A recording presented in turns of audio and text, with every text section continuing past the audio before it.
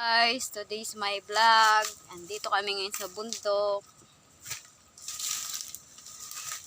Ayan ang naabutan namin sa aming kubo. Ayan, bumagsak na. Nasira na guys, nasira na mga lifestyle ang aming kubo. Ayan, nakakuha kami ng saging at aming ibebenta ang aming saging. Ayan. Ayan guys, si pa ni husband. Mga ilang buwig na saging ang aming nakuha. Sa tagal namin hindi nang arating dito guys. Ayan ang nangyari sa aming kubo. Oh, wasak-wasak na siya ng bagyong Egay.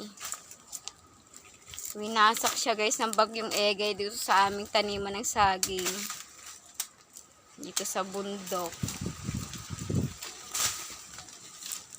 Di ba may puso dyan? Meron, dalawa.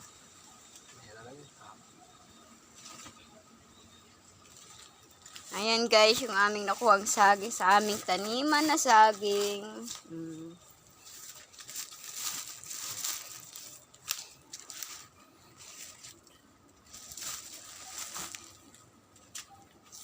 Guys, may pambenta kami na saging.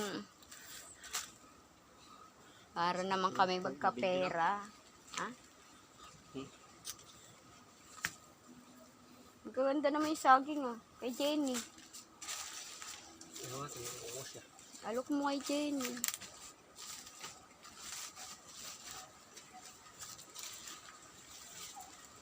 So, binabagsak nila ano?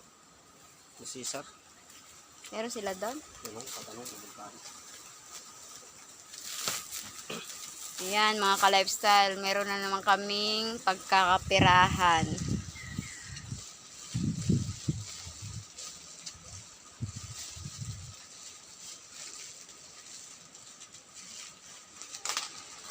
Aming taniman guys, kailangan naming ayusin ang aming kubo. Dahil nga binagyo ni bagyong Egay. Yan ang nangyari. Ayan muna. Ayan muna.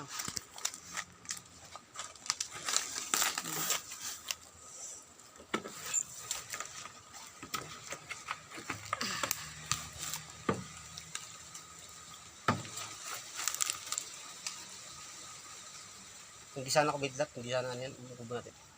Ha? Bakit kumidlat? Kaya na ano yan? Natakot sa kidlat. Uwe. Oo, yung muko. Para tamaan siya, yung po siya.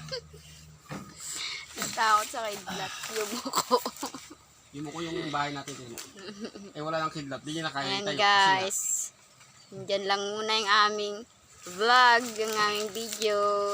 Today's video, today's vlog. Bye-bye.